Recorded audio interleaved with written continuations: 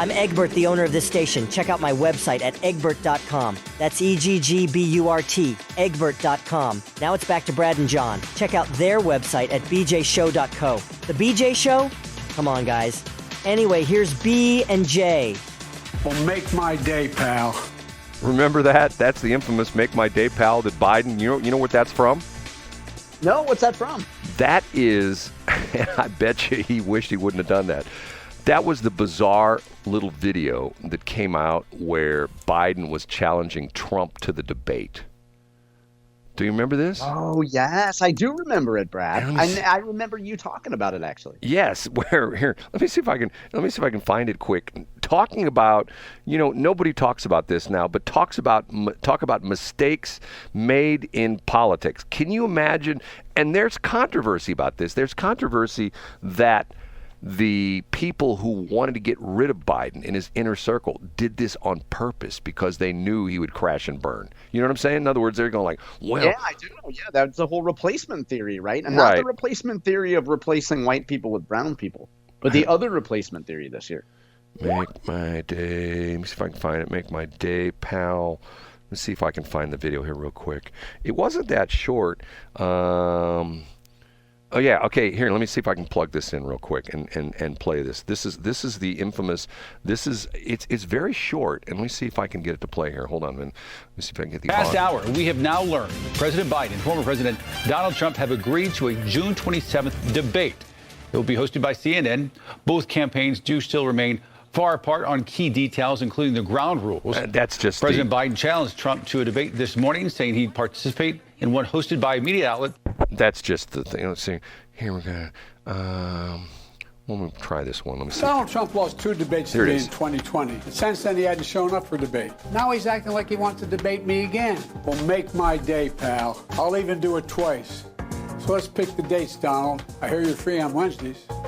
That's the infamous video. Can you believe that now? Looking back in political history. In retrospect, that didn't age well, did it? It's kind of like Joe Biden. It didn't age well. Yeah, especially he says, I'll even do it twice. No, you won't, because of the fact that you'll gone after one. See, what's so fascinating about that is that don't you find it interesting? And I know you're into this kind of stuff because you know all these political histories. Don't you find it fascinating when you look at things, you go like, wow, who would have ever done that? Who thought of that? Whose idea was that? And are they still employed in the industry? You know what I'm saying?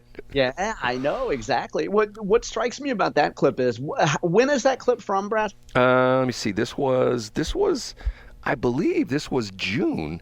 See, it says 4 months ago. Here, let me play a little more of it, and I'll go back, and I think it might explain when this is from. This is from Money Control. I don't know what Money Control is. Okay. Donald Trump lost 2 debates to me in 2020. Since then, he hadn't shown up for debate. Now he's acting like he wants to debate me again. Well, make my day, pal. I'll even do it twice. So let's pick the dates, Donald. I hear you're free on Wednesdays. Anyway, this has got a bunch of different, little graphics that show up and stuff like that. But I can't remember what was the reference on Wednesday. Remember that was a Yeah, I don't know. You play that as a drop.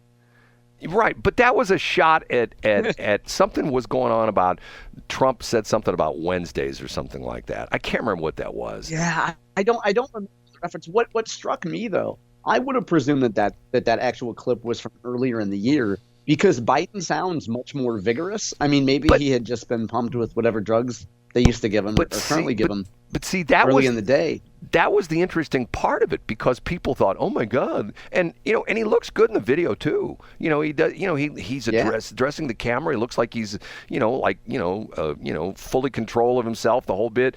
And I think that is because that's the juxtaposition of. I remember I didn't watch the debate. I listened to that debate, and I remember I take that back. I did. I streamed it on my phone. I was watching it on my phone, and I remember after the first 30 seconds, I thought to myself, "Holy cow, he's in bad shape." I mean, it didn't take long to go like, what is this? Went way south. But I hear he's free on Sunday through Saturday now, Brad. You know what, John? Here we go again. like, where is right now with this hurricane that just pummeled the Gulf Coast of Florida? Okay, we have two active, weather emergencies, weather disasters that are working right now. I bet he's not in the White House. I bet he's up in Delaware again. You know, I mean, and to me, I know that his reaction is, well, I've got everything I need at my house. I've got all the computers and all the phones and stuff like that. It's called optics, you know? I mean, like, once again, think of the optic, which is still burned into my brain when George W. Bush made his trip up to New York City a couple days after 9/11. And he was talking to the firemen, and he grabbed that bullhorn, and he walked up on that pile of what used to be the World Trade Center, and made the famous they hear us now. Remember that? I mean, he said can you hear us? And he said, yeah. I mean, he had that exchange with one of the firefighters standing on a pile of rubble. Right. Right. And to me, I'm going like, whether you hate or love George W. Bush, that was a moment where you go, okay, the guy is in charge. He's there. He essentially is rallying the country around the fact that these people, they attacked us, and we're going to go kick their butts. You know what I'm saying? I mean, and to me, I know exactly what you mean. Yeah. And that's to me what's lacking in like Biden. And once again, you watch the press conferences with DeSantis, and once again, this guy has got it in charge. Now, obviously, he's from a state that gets pummeled by, hurricanes all the time, and that's, once again, that's the issue we're talking about, the problems with, with North Carolina and with, parts of Tennessee and Kentucky that really got ravaged. They don't normally get hurricane damage in that area, but, and they're not prepared for it. But DeSantis, he seems like he rises to the moment, and when the as Shelley used to always say, when the defecation hits the rotary oscillator, that he comes to the point where he is in charge, and you think like, this guy is really doing things for the people of Florida. I mean, is it just me, or I don't live in Florida. My son lives in Florida. Yeah, no, absolutely. I mean, I think he looks really good. I mean, a lot of people were looking at DeSantis as being the main alternative. I still don't know, Brad.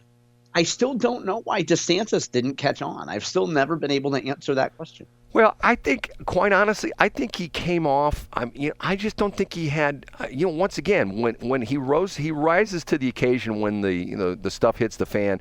I think he was sort of weak in just his normal presentations and things like that. That was my opinion, because I was somewhat disappointed in how he acted or reacted to various things. He just didn't seem, and I think to a certain extent, we talked about this the other day, that I heard these two experts talking about the fact, and you and I had a good discussion on this, that the political people behind the Kamala Harris campaign have done her a disservice by not letting her go out and talk to people, because you gain experience. And you talk to any politician who's, like Eric Schmidt. Eric Schmidt, when you hear him on the radio, at least to me, he comes across as a real Joe. He doesn't come across as a stilted dude. He comes across as the kind of guy that you could invite over to your house. You could have dinner with him. He would tell you what's going on in D.C. Am I weird, or do you think that as well too? Yeah. No, you're exactly right. And Brad, you've spent a life in sales, and you've sat through I don't know how many sales trainings. And whether it's a sales leader or whether it's a sports coach, they talk about getting reps in. And you can't expect to get good at fielding a ground ball if you take 5 reps a week. And you can't be good at sales if you make 3 sales pitches a month. You got to go out there and get your reps in, right? There was the book that came out, I don't know how long ago, that talked about the 10,000-hour rule. You know what the 10,000-hour rule is? Yeah, that if you want to master something, you need at least 10,000 hours in it. Right, exactly. Okay, changing subjects. I'm going to make a phone call here, and I'm just curious to see what's going to happen here. This is my son, Brett. I don't know if he's going to answer the phone now. He lives in Florida. We'll see what he has to say. And we get a first-line report if he answers the phone. He's probably at work already. even though they're on the same time zone in Pensacola. I always find that fascinating. Did you know that Pensacola is the same time zone? It's strange to me, yeah. Yeah, they're on the western Florida, the Panhandle. That western part of Florida is in Central time zone. When you get a little bit east of there, it goes into the Eastern time zone. This is Brent. No, I got a voicemail. Okay, see, going back to the Harris thing. She's been on The View, and I don't know. I mean, what's so crazy about it is it's pretty bad when the memes start going to the point where no matter what question you ask her, yeah, I saw another meme yesterday. Hold on. That was at him? No. I saw another meme yesterday that somebody asked a question, and the guy says, well, I was brought up in a middle-class family. I'm going like... It's so funny. I'm going like, okay, let's give it a rest. Okay, stuff going on in the state of Missouri. Let's go back to this time 2 months ago, which would put us on August 10th, okay? Here's my question to you, John. Driving around 2 months ago on August 10th, as opposed to driving around on October 10th, what did you see October 10th or August 10th, and what don't you see October 10th? Are these questions? Are you mentioning yard signs? Yes. Hold on. Here's my son. Let's real quick. Hey, you there? Sure am. Okay, you're on the air, so no potty mouth. Okay. All right. Okay. Here's my Florida update. I know you're far away, but what's your impact in Pensacola? Did you have anything at all? No, it's slight breeze. Yesterday it was a little breezy, but it's been extremely nice. 79, 80 degrees, sunny. So you don't get any of this at all? You don't get like the rain or anything kind of stuff? No, the last two it's been absolutely great, especially since the storms tend to pull a lot of the humidity out of the air. So it's just, the last two it's been breezy, sunny, and nice. Interesting. So in other words, the hurricane has pulled the humidity out of your area then? I don't know if it's the storm gathering humidity as it gathers power, but it's noticeably less humid. It's cooler. It's just, on both these occasions. And you just got bluebird skies. Now, is this why the Navy picked Pensacola for their flight ops down there for training and for the Blue Angels, because you really don't get hit with many storms there? No, it gets hit pretty hard here. I think that was more of a available land thing than anything. There's a lot of, this area is not that developed even to this day. So they had a lot of available land, and I think grants from the federal government essentially owned at one point all of the barrier islands before they gifted them or allowed people to buy on them. So I think they just kind of had that land because the federal government owned it, so they used it, I guess. Interesting. Okay, quick one more question for you. Do you still take your bikes up to, what is that, Eglin Air Force Base? Isn't that Eglin? Not as much lately. I haven't been riding a whole lot. I've been having issues with my shoulders, now it's my elbows. So riding off road hasn't been been something I've been doing lately. So and just to make sure that everybody understands, that's not due to me beating you up when you were a kid, right? No, that's due to me having hobbies like riding dirt bikes as a grown man. And remember me riding BMX bikes as a grown man and breaking my arm and 3 ribs? yeah, pretty much the same story, yeah. You were there, you saw it. Okay. And here's my other crazy thing. I'm jealous of you because you have your UXO license, okay? Can I do that online now? Yeah, you can take it. You can get your license and watch the video, and then you can get yourself a yearly Eglin Sportsman's Pass. Do they actually give you do you have a little card or certificate or anything like that? Not anymore. You just have to, they've got a database as everything is now. It's a database online. So brighter, greener future. We don't want to print anything, Yeah, save those trees. Okay, Brett, didn't mean to bother you. You're heading to work right now then? Yeah, I'm heading over to Baldwin County. Okay. Out of town for sales calls today. Have a wonderful day. Have a beautiful day in beautiful Pensacola where the weather's perfect, and nobody believes that because they think of all of Florida is like underwater and things like that. And I'll talk to you later, and I love you. Love you too. Bye. Okay, bye. Okay, John, do you know what I'm talking about with UXO? No, what's that? Have I ever explained this to you? See, no, you haven't. He tells me one day, this is going back a few years when he first moved down to Florida, that there is an area of Eglin Air Force Base. And what's sort of interesting about it is Eglin is this huge Air Force base. It has heritage back to World War II where they used it for bombing practice. Literally, they had the bombers. And to this day, they still do this. He says sometimes at night, you can watch where he's at in Pensacola, you can watch the flashes of the various branches, and it's a multi-branch base now, where they're shooting off artillery and they're dropping bombs from aircraft and stuff like that. Okay, so what they do is they have certain parts of the base which they allow civilians on for, like, ATV and dirt bike, and I think even hunting and things like that as well too.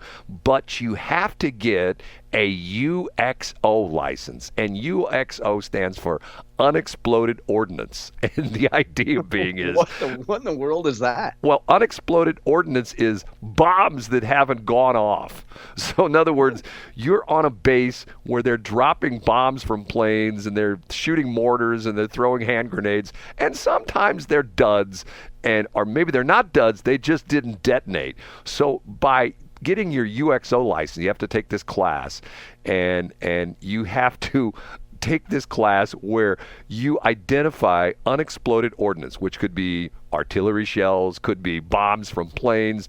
And if you see that, you're supposed to carry a roll of surveyor's tape, like the stuff they stick on the surveyor's stakes when they survey your yard, like, little, pink or red streamers and stuff like that. You're supposed to, first off, not get close to the ordnance, whatever it is, bombs.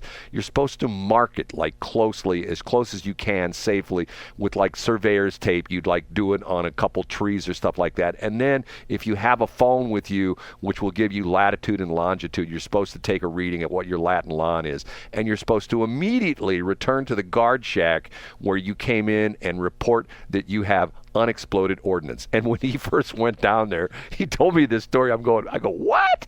He goes, I have, and it's called a UXO license issued by the federal government, which essentially means that you have been trained at identifying unexploded bombs. Wow. So that's the UXO license. And what he does is him and his girlfriend, he's got this interesting woman who's is like his clone. They both are hunters now. I was never a hunter. I was never a fisherman. You know what they say, it skips a generation. And they both have matching dirt bikes, and they go off-roading when they're dirt bikes. And he's probably fallen off a few times because he's a very good rider. I mean, when he used to do BMX with me, he was really good.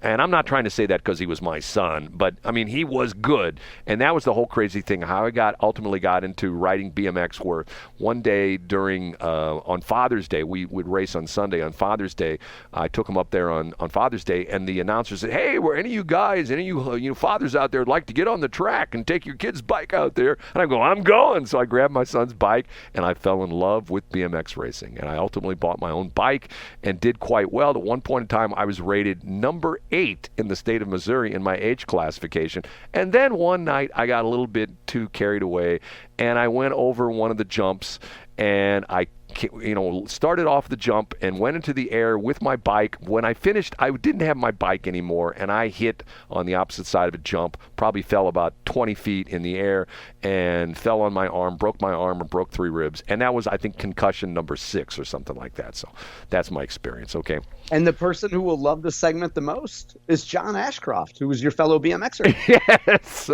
And once again, my son and I saw him at the old Trois Dome. It still was a Trois Dome at the time, at the Supercross, get on a motocross bike and literally go across the entire floor of the stadium on a back wheel on the wheelie. I'm going like, holy cow, I don't believe I just saw that. John Ashcroft, Mr. Conservative Dude, he could ride a motorcycle like nobody else could. I'm telling you, very impressive. Okay, John, enough for today. We've talked too much. Say goodbye, John. See you tomorrow. Thanks for checking out the Brad and John Show podcast. This segment of the show is brought to you by John Combest's book, Stalking, Harassment, Internet Trolling, A Guide to Recovering and Rebuilding After Online Attacks. It's a great reference if you've ever been the unfortunate target of a social media attack. It's available on Amazon. Just search John Combest. That's C-O-M-B-E-S-T, John Combest, and the book will show up in your search results. Now it's time for another segment of the Brad and John Show. Can you handle it?